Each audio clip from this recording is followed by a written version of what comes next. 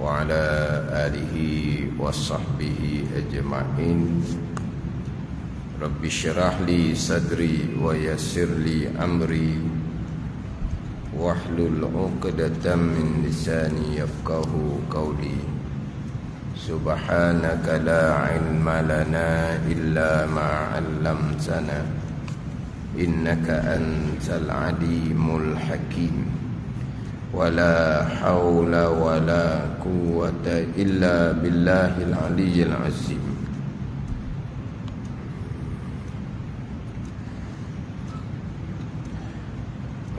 Kitab Fathul Mu'in, muka surat 96, petok yang ketiga daripada atas. Muka surat 96, petok yang ketiga daripada atas.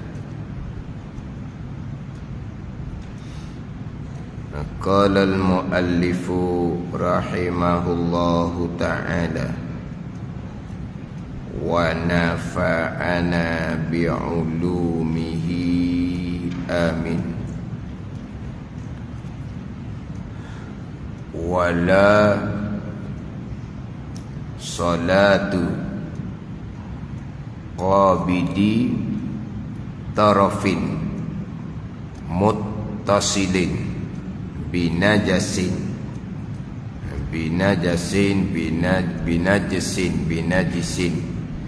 wa illam yataharrak biharakati. Terjemahan dia, tidak sah pula solat orang yang membawa sesuatu di mana hujungnya terkena najis, sekalipun hujung ini tidak bergerak bersama gerakan solatnya. Tidak sah pula solat orang yang membawa sesuatu di mana hujungnya terkena najis. Macam hak petok atas yang terbaca minggu lepas lah. Dia terjemuh dengan orang yang membawa juga. Hak kita baca minggu lepas kan, atas tu, solat dihukumi tidak sah bagi orang yang membawa batu bekas alat bersucinya. Batu yang digunakan untuk istinja dia bawa. Dia terjemuh gitu. Terjemahan betul dianya, tidak sah sembahyang mereka yang menanggung akan orang yang istinja dengan batu, bukan membawa. Sini pun sama ni. Tidak sah pula solat orang yang membawa, bukan. Wala salatu ay wala tasihhu salatu, dan tidak sah solat qabidi tarafin muttasilin binajasin. Qabidi ni orang yang memegang. Qabidi orang yang memegang. Orang yang memegang akan tepi yang berhubung dengan najis. Pegang ni bukan pegang najis, tetapi di hujungnya berhubung dengan najis, dia pegang. Wa illam yataharrak biharakati, dan sekalipun tidak bergerak ia, tidak bergerak tepi yang berhubung dengan najis itu, biharakati, dengan geraknya, gerak qabid tadi itu, orang yang genggam sesuatu di tepi itu berhubung dengan najis, bukan bawa ni, orang yang genggam. Contohnya di tepi itu ada najis, dia genggam, dia pegang. Mana sekarang ni contohlah ni, dia genggam, dia pegang tali, di hujung tu ikat anjing. Tu genggam, dia pegang tali tu. Dia pegang tali, tali tu suci, tapi tali tu di hujung tu ikat anjing. Itu contoh. pada ni. Bukan bawa ni. Orang yang pegang tepi yang mana berhubung dengan najis di hujungnya. Di hujung tu najis. Adapun kalau di hujung tu benda suci, benda suci, tetapi atas benda suci tu ada najis lain. Dia pegang tali, tali itu ikat perahu benda suci. Dalam perahu ada anjing seekor, tak ada masalah. Sebab di hujung tali itu bukan najis. Di hujung tali itu perahu benda suci. Tapi dalam perahu tu ada anjing. Tak apa tu.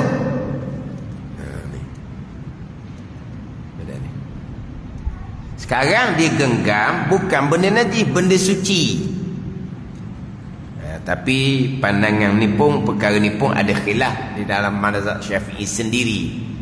Ada khilaf sebab bukan pegang najis pun, tapi pegang sesuatu yang suci tapi di hujung tu berhubungan najis.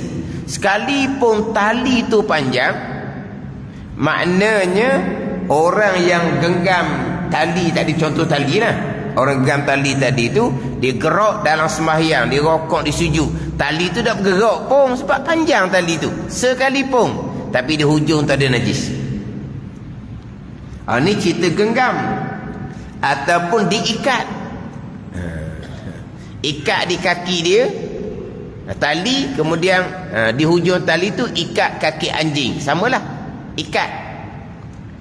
Dia yang tok batas semayang ni, tali di hujung tu ada anjing, tapi dia bukan pegang, dia bukan genggam, dia bukan pegang, dia bukan ikat, tapi dia pijak dengan kaki dia. Tak apa.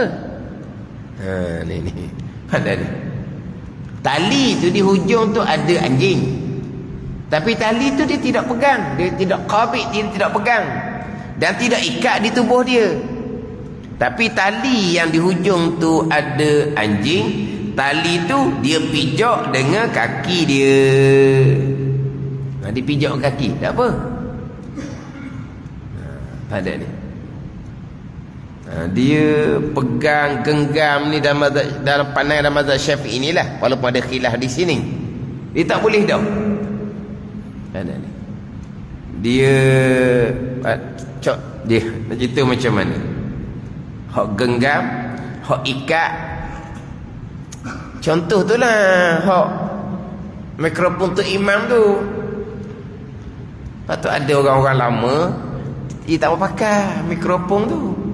Dia nak pakai hak berdiri juga. Hak berdiri juga. Hak sini ni Masjid Ladang ni ada atas dia. Ada setengah tempat atas ada, tengah ada, atas ada. Sebab sini ni tu imam dipakai juga tau. Dia pakai juga mikrofon di baju.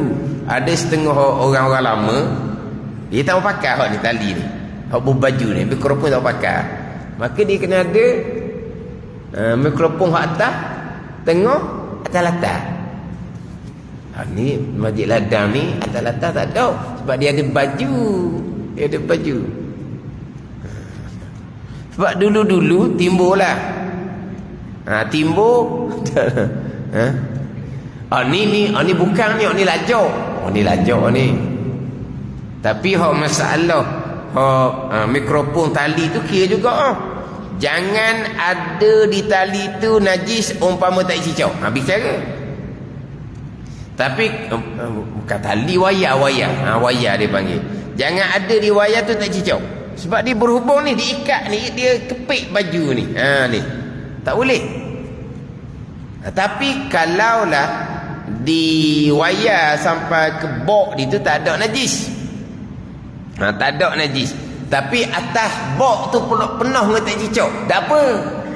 Atas bok tu tak apa. Ada ni. Atas bok tu tak apa.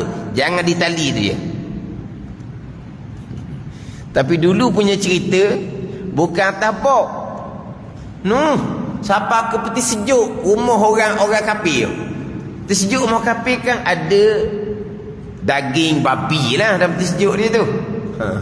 Jadi kan ini elektrik kan, dia bukan siapa elektrik juga. Jadi sekarang ni dia naik di itulah di metal elektrik, naik atas jalan raya, turun pergi rumah orang kafir, elektrik tu masuk dalam wayar elektrik tu kan, sambung dengan peti sejuk, dan peti sejuk ada daging babi, patah orang sembahyang di masjid. Allah, jauh sangat tu dah tu.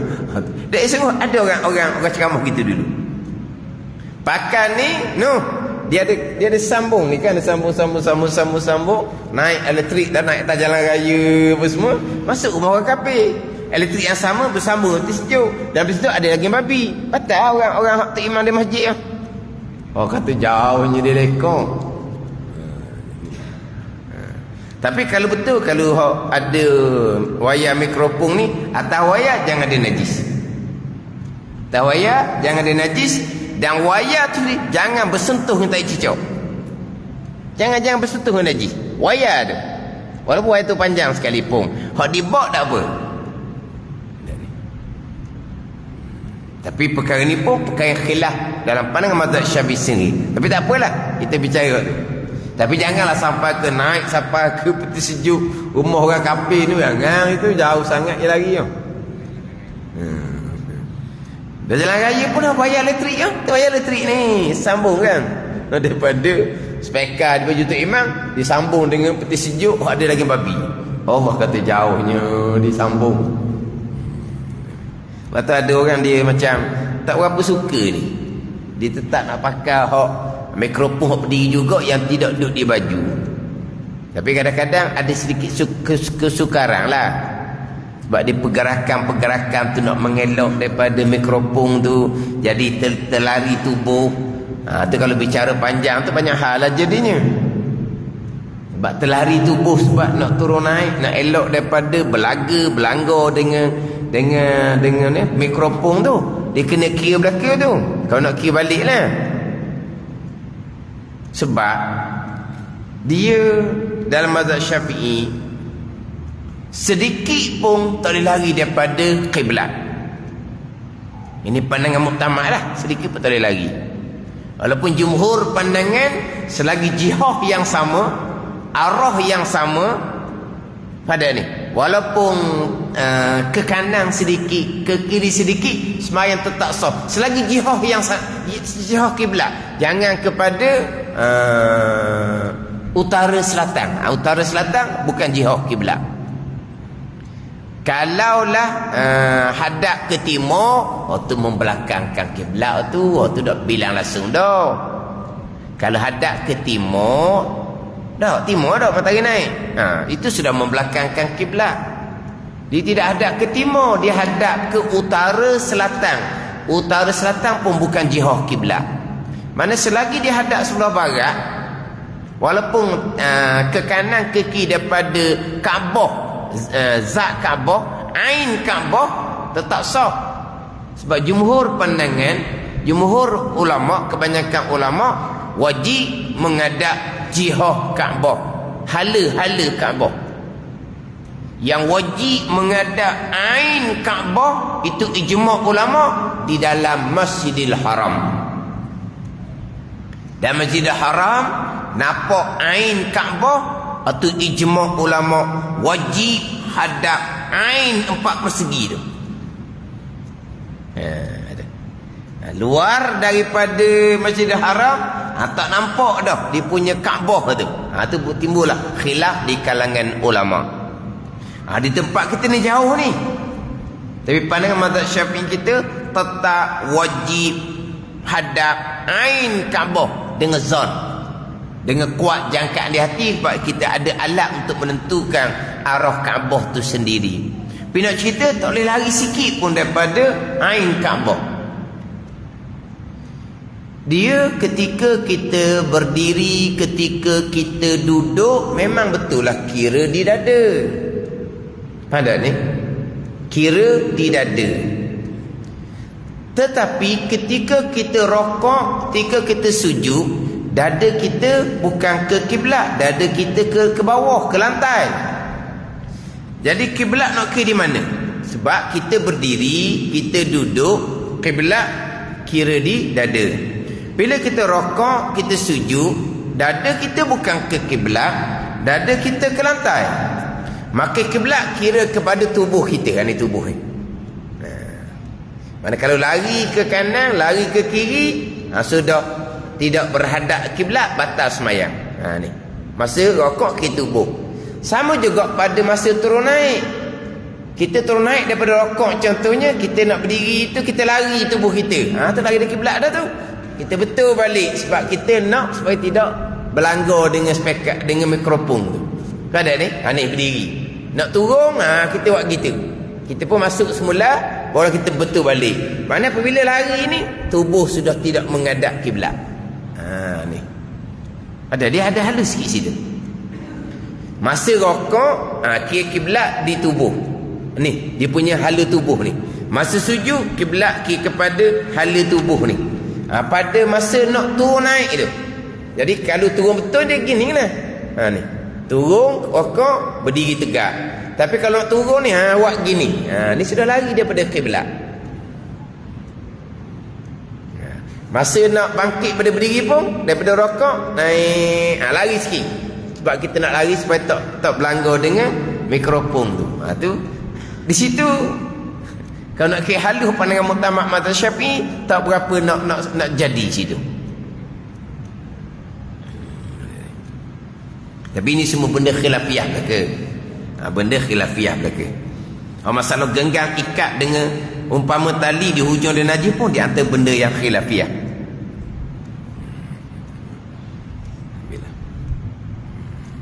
Dia kalau pegang, kalau ikat. Kalau pegang, kalau ikat. Samalah contohnya kalau kata ni bak lain, ni bukan bak najis. Bukan bak najis. Dia contohnya atas bantal ada Quran, dia berhadap kecil. Angkat memang haram sebab dia mengangkat sesuatu di atas tu ada Al-Quran. Tapi itu balik pada kosak lah pulaknya. Macam mana dengan tolak, macam mana dengan tarik. Tarik tu haram, tolak tak haram. Itu bak lain lah. Sebab orang yang berhadap kecil, dia haram pegang Al-Quran, dia haram tanggung Al-Quran. Sekarang dia angkat bantal, atas bantal ada Al-Quran, hukumnya haram. Melainkan dia ada bicara bak kosak, kita bicara dahulu. Sama juga dengan kalau tolak tak apa, tarik, tarik tu haram. Sebab tarik lain, tarik tu dia ada kekuatan. Jadi seolah-olahnya menanggung Al-Quran. Waktu bak Al-Quran bagi orang berhadap kecil. Ini bak najis ketika solat. Ini bak najis ketika solat. Jadi pegang ataupun ikat pun sama. Sesuatu yang suci yang mana berhubung dengan najis di hujung dia. Tapi kalau berhubung dengan benda yang suci di hujung, tapi atas benda tu ada najis, tu tak ada masalah. Sekarang ni tali tu, wayar mikrofon berhubung dengan bok. Bok benda suci. Bok dia panggil tak? Atas bok tak ada najis, tak apa. Macam pegang tali tu ikat perahu benda suci. Dalam perahu ada anjing, tak ada apa.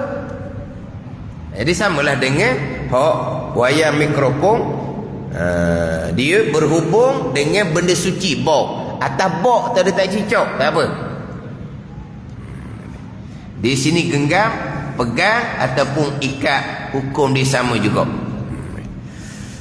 Far'un. Ini di penghujung dah ni. Penghujung bicara berkaitan dengan najis dan cara menyucikan najis.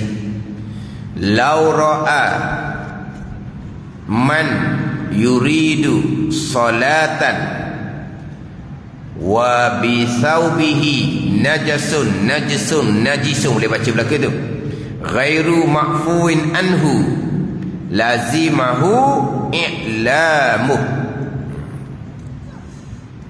Bila seseorang melihat orang lain akan mengerjakan solat,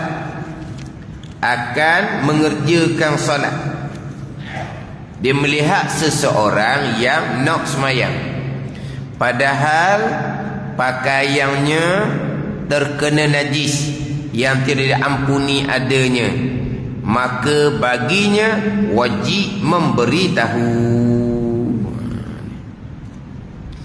Bila seseorang melihat orang yang akan mengerjakan solat, dia nak solat,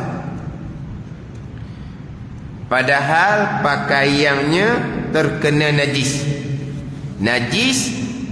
yang ghairu ma'fuin anhu, najis yang tidak dimaafkan daripadanya, apa hukum? Maka baginya wajib memberitahu. Orang nak semayang, di pakaian dia, itu cerita pakaian, ataupun di kaki dia, tak kira lah. Di pakaian dia contohnya ada najis yang tidak dimaafkan. Najis yang dimaafkan dahulu, panjang dah bicara. Najis-najis yang dimaafkan, dia pembicaraan syarak sosmayang ni suci daripada najis yang tiada dimaafkan. Suci dari najis yang tiada dimaafkan.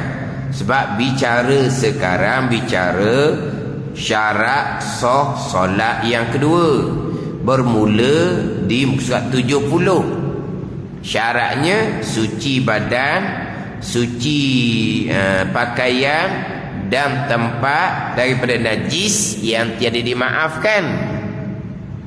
Berarti ada najis-najis tetapi dimaafkan pada semayang. Itu bicara dah lepas, panjang dah. Hak najisnya mana, panjang bicara. Kemudian najis-najis ni ada beberapa najis yang dimaafkan pada semayang. Najis tapi sah semayang. Jadi sekarang ni orang nak solat ni, orang nampak orang yang nak solat ni ada najis yang tiada dimaafkan, maka wajib kena beritahu. Walhal orang yang solat yang tidak menyedari najis ada di pakaian dia, orang yang solat tu tak ada dosa pun, tak ada salah pun, dia tak tahu. Dia berkaitan dengan suruh ma'ruf ni, dia tidak terhenti atas dosa ke tak dosa. Pada ni dia sekarang perkara ma'rufnya apa? Perkara ma'rufnya orang nak solat kena pastikan suci dan najis. Dia solat tapi pakaian dia ada najis, tak apa dia sedari. Adakah dia berdosa? Tak berdosa.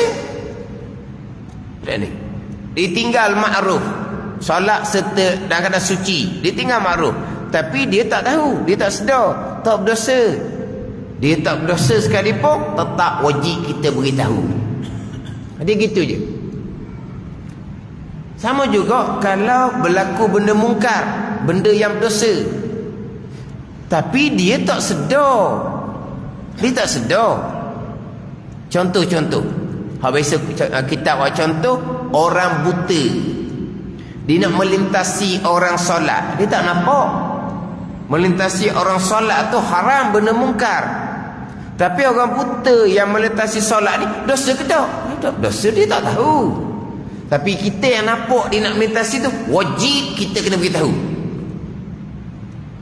Ada ni, wajib kena cegah mungkar. Walaupun berlaku melintas solat, tak ada dosa sikit pun dia, sebab dia tak nampak. Dia suruh ma'ruf, cegah mungkar, kewajipan atas kita, tidak terhenti atas dosa, tidak.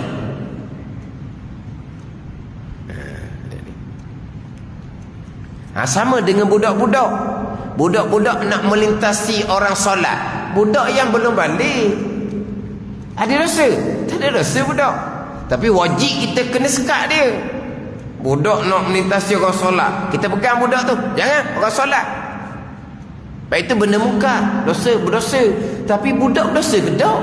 Budak tak ada hukum, dia belum balik. Ada suruh ma'ruf, cegah mungkar, bukan terti atas dosa ataupun tidak.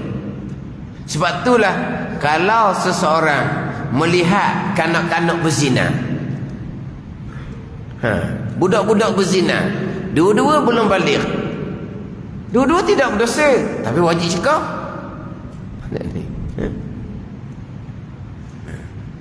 Jangan sekarang ni kalau rendah pun boleh berlaku pelik-pelik. Kalau rendah pun boleh berlaku pelik-pelik dah sekarang ni. Mana adalah budak yang belum balik dia berzina, wajib cegah. Berdosa ke tak budak berzina? Tak berdosa. Wajib cegah.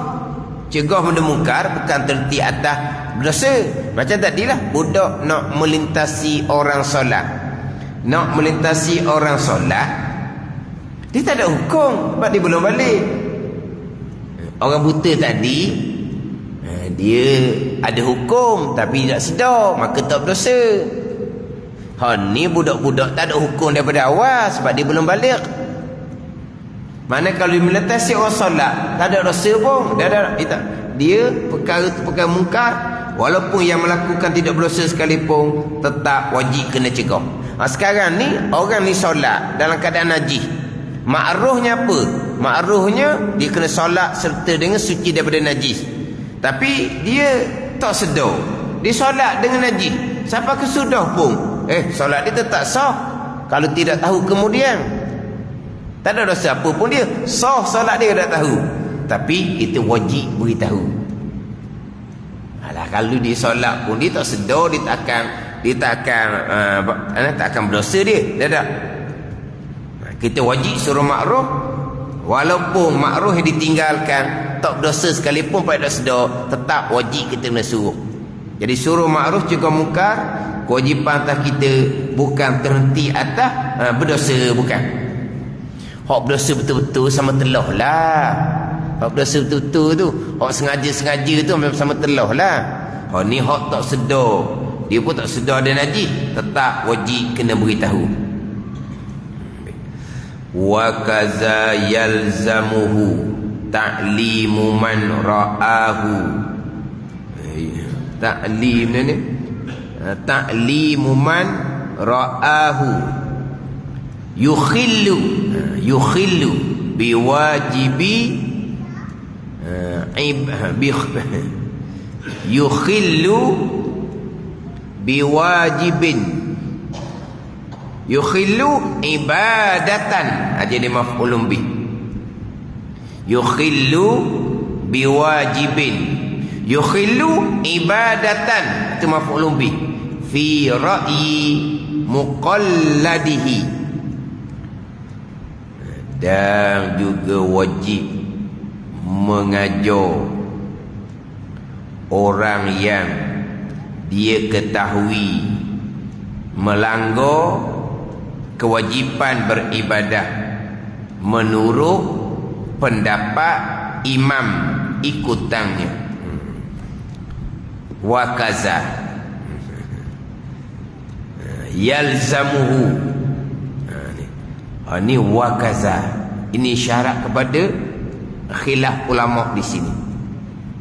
Ni khilaf ulama ni.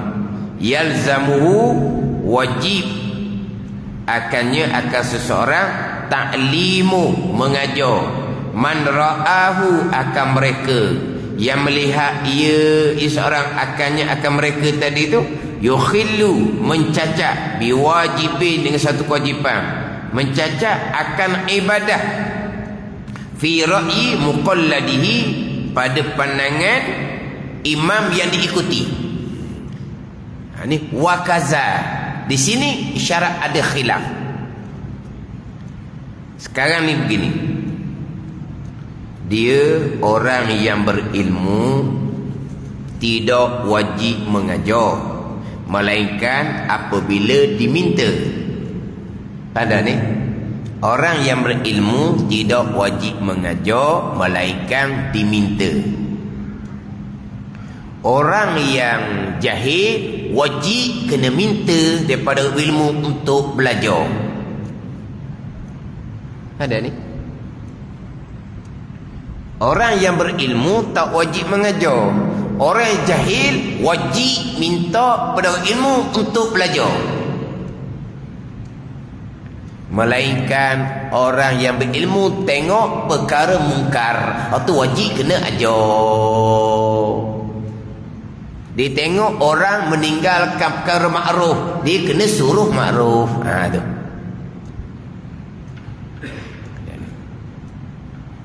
Kemudian pula perkara yang perkara yang makruf, perkara yang mungkar.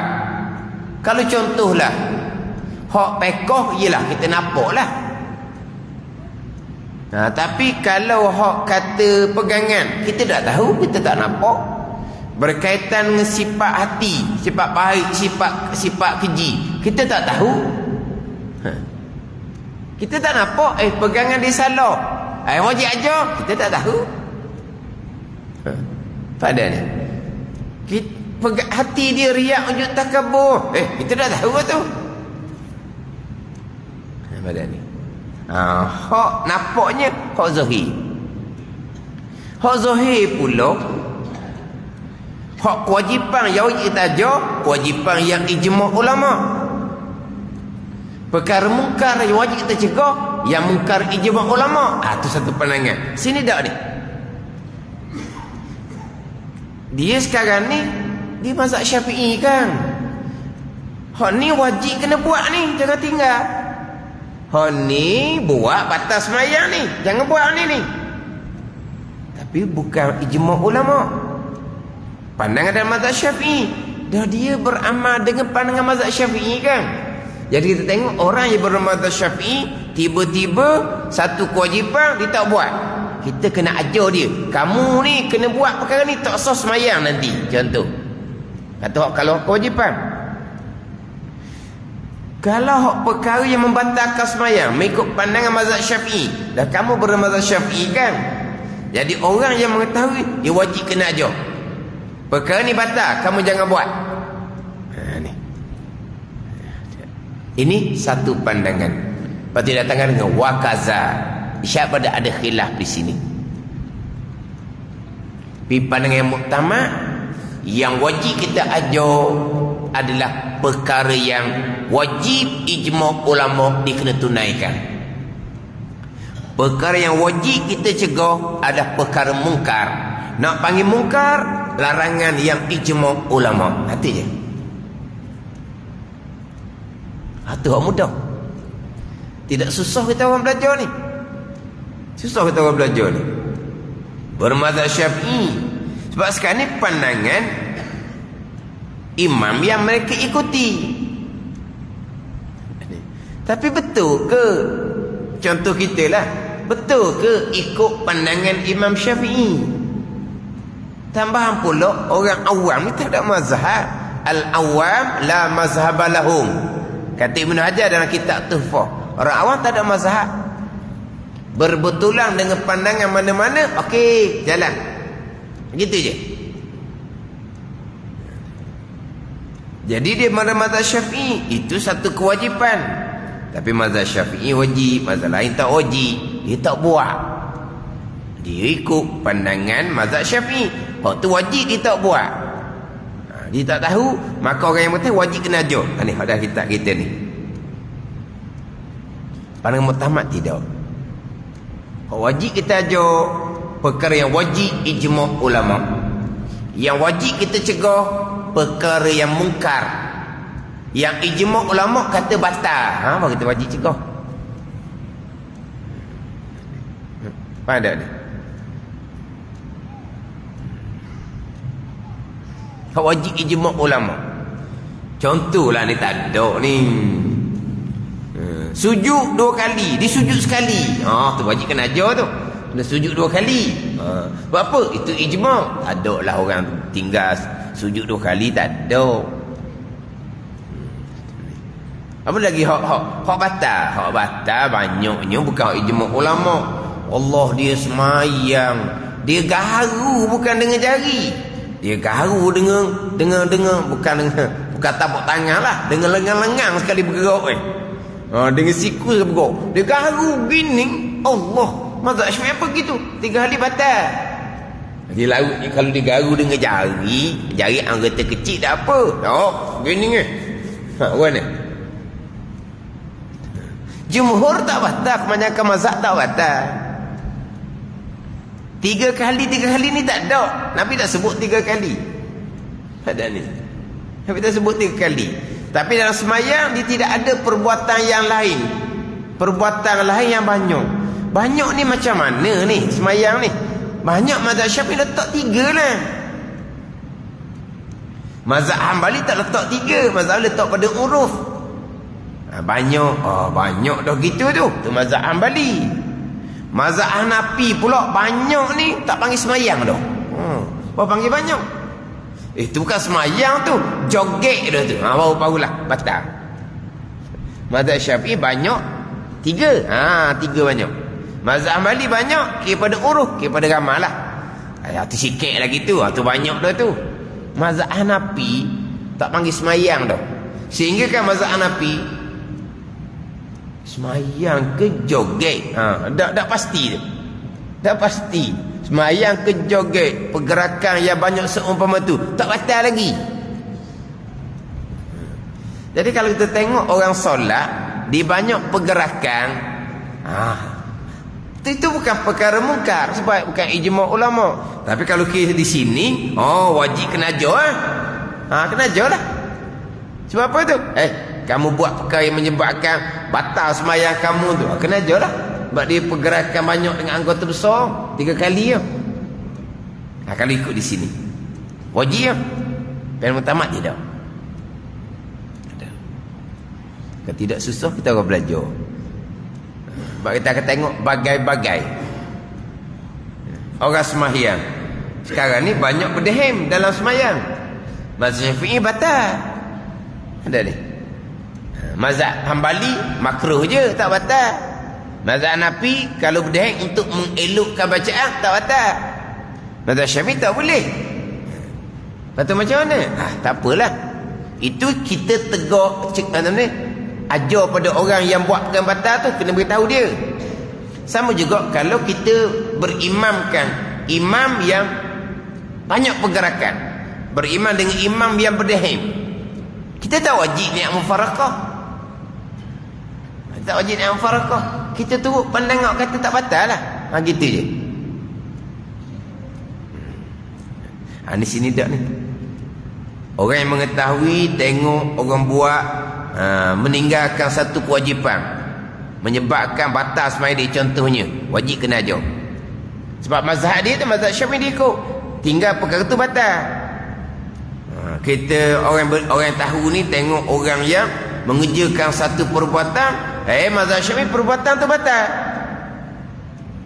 dia ikut panggil mazhab Syafi'i, wajiblah orang tahu kena ajar. Susah kita. Tak susah. Baik tak tahulah, dah tahu banyak perkara pula. Kena ajar. Contohnya macam mana? Dalam mazhab Syafi'i, sujud wajib 7 anggota kena bumi. Sujud wajib kena bumi 7 anggota. Dia kalau tinggal salah satu daripada 7 anggota tu tak kena latar, tak cukup syarat untuk sesujud, itu kewajipan. Dia tinggal, wajib kena ajar. 7 anggota ni, dahi, 2 tangan, 2 lutut tu tak ada isu lah. Hak timbul 7 anggota ni, perut, jari, kaki. Perut, jari, kaki, bukan hujung. Ni tangan, takkan nak kat kaki pula. Kita sebut bawah ni. Ni bukan perut, ini dipanggil hujung. Ni perut. Dia kena tekan sikit.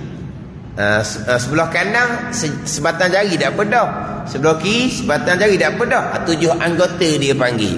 Dia letak cacang je. Ada tak cacang, ada pakai apa terus. Apa tak apa, dia tak gitu je. Ada hak hebat laginya, dia kaki dia congek, tak kena latar kaki. Kata hebat sungguhlah. Barangkali kaki dia berasa serbang tau. Panggil serbang ke apa? Krem kaki dia tu berasa gitu, tak tahulah. Kita tengok depan kita, depan kita duduk belakang, dia duduk depan. Macam mana ni kaki ni? Sebab dia sudah meninggalkan satu kewajipan yang menyebabkan solat dia tidak sah. Sebab kena bumi 7 anggota syarat untuk sah rukun sujud. Tapi jumhur mazhab Termasuk pandangan Imam Rafi'i, kena bumi 7 anggota sunat, bukan wajib. Wajibnya dahi je. Ada ni. Ada mana? Benda yang khilaf. Tak wajib kita ajar. Tak wajib kita ajar. Senanglah. Kalau tidak, susah kitanya. Banyak perkara pula kita nak kena tegur orang tu. Sudah semayang, pergi dekat. Ji, kita siap Ji. Nak ajar sikit. Saya wajib ajar. Sebab Haji tak disujud, puk je kaki tak kena Haji. Ngamuk orang tua tu. Budak mana mari pegang dia ni sudah semayang. Dah, berlaku depan mata. Yang kita pula tahu. Yang mana dia meninggalkan satu kewajipan yang menyebabkan semayang dia tidak sah. Mengikut pandangan mazhab Syafi'i. Jadi ke mazhab Syafi'i kan? Wajib kena ajar. Lepas seorang-seorang lah baloh kitanya. Lepas balik belajar, habis orang dia pegang. Habis lah kitanya. Ni siapa ke? Itu bukan pandangan muktamad mazhab Syafi'i pun. Siapa ke masa semayang dia perhati tengok benar kepala tu imam bergerak tak pada masa angkat tangan takbir. Allah. Ni dia tengok tu imam. Tu imam kan? Dia Allahu Akbar ni. Ni kepala dia bergerak ke tak? Allahu Akbar. Kepala dia tunduk. Gerak. Ataupun Allahu Akbar. Kepala dia angkat. Tangan 2 pergerakan. Kepala 1 pergerakan. 7 pergerakan dengan anggota yang besar. Batas semayang. Nah ni sekarang ni 2 pergerakan. Ni 2 pergerakan. Sunat ni sunat.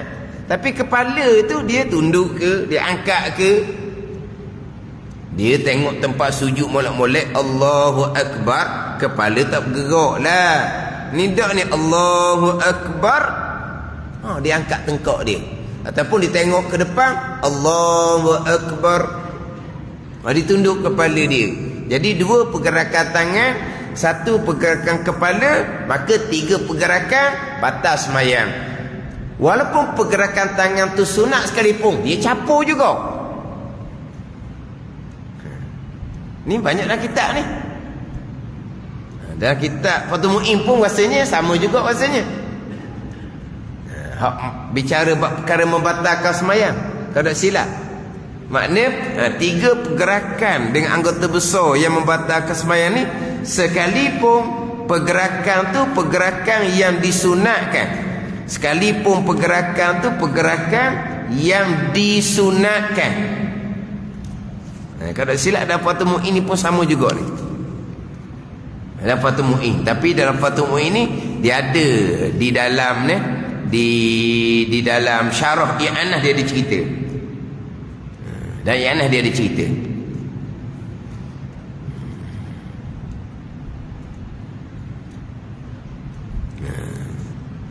Dia ada dalam Fathul Mu'in ni. Mana contohnya katahriki ra'sihi wa yadaihi, seperti bergerak kepalanya dan 2 tangannya. Dipanggil 3 pergerakan. Tapi ini pandangan Syekh Ibnu Hajar. Tapi pandangan yang muktamad, pandangan Syekh Ramli. 2 pergerakan tangan ketika angkat tangan takbiratul ihram, itu adalah pergerakan yang disunatkan. Kenapa nak bilang pula? Dia bilanglah itu pergerakan yang disunatkan. Itu pandangan yang muktamad, itu pandangan Syekh Ramli. Tapi ada orang dia perhati tu imam, kalau takbir ihram gerak je kepala, dia tak ikut. Dalam Hidayatus Sibyan dia lebih nyata. 3 pergerakan walau dan dikira dengan pergerakan yang walaupun disunatkan sekalipun. Tapi itu pandangan Ibnu Hajar. Itu pandangan Da'i. Pandangan utama dah. Tak bilang dah ni sunat, bilang apa? Gerak kepala sekali anggota besar, sekali makruh, tak batal. Dan ni tangan bergerak ni, itu pergerakan yang sunat. Kenapa nak capur?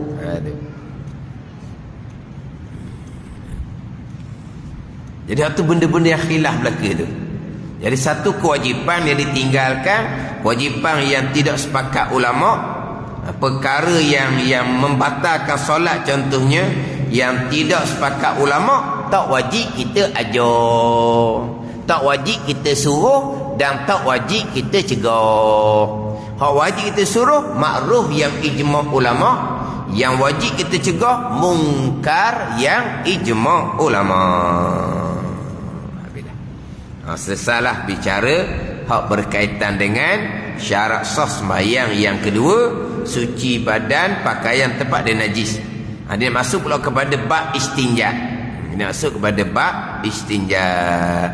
Tatimmatun yajibu al-istinja'u min kulli kharijin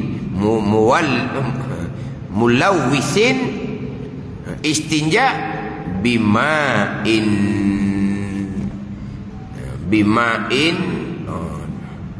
lepas tu di hadapan tu au bisalasi masahatin, istinja dengan air ataupun 3 kali sapu dengan umpama batu. Wallahu a'lam. Bismillahirrahmanirrahim. Alhamdulillahirabbil alamin, wassalatu wassalamu ala sayyidil mursalin wa ala alihi wa sahbihi ajma'in. Allahumma iftah alaina futuhal arifin, Allahumma allimna ilma aqdamin wa fahimna famas sabiqin warzuqna ruqat talibin. Allahumma zidna ilman wa alhiqna bis salihin. Wa sallallahu ala sayyidina Muhammadin wa ala alihi wa sahbihi wa sallam. Walhamdulillahi rabbil alamin.